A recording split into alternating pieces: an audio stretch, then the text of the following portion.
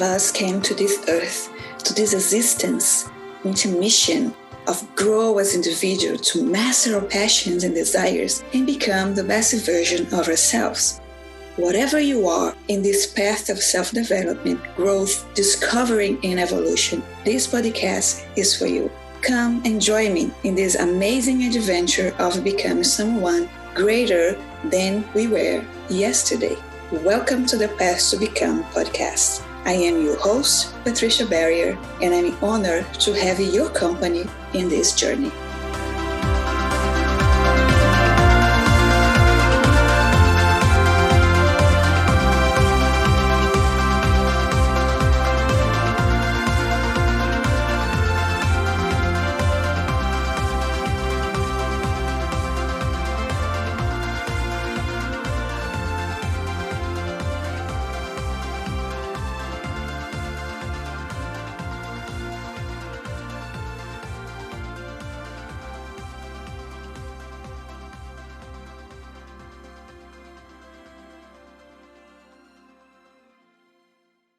Hi, Emily.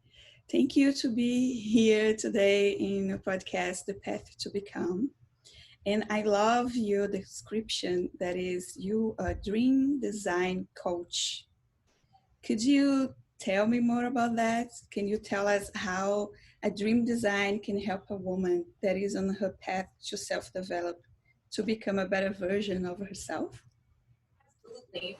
So one of the biggest things I find in all of the research I've done, in all of the coaching that I've had, and the people that I've had the opportunity to talk to, I've noticed that we, as a society, we have a really phenomenal work ethic. Everybody loves to brag about their work ethic.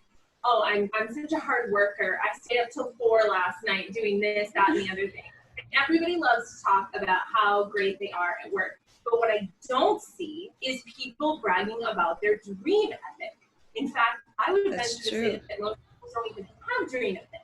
So when you ask somebody, do you spend as much time, or how much time in comparison to your work do you spend on your dreams? Most of them will look at you and be like, what do you mean spend time on my dreams? Crickets. Listen to that. The more I realize, well, first of all, why that is, and I'll dive into that in a second, but how it is that none of us seem to really have what we want because we haven't stopped to think about what it is.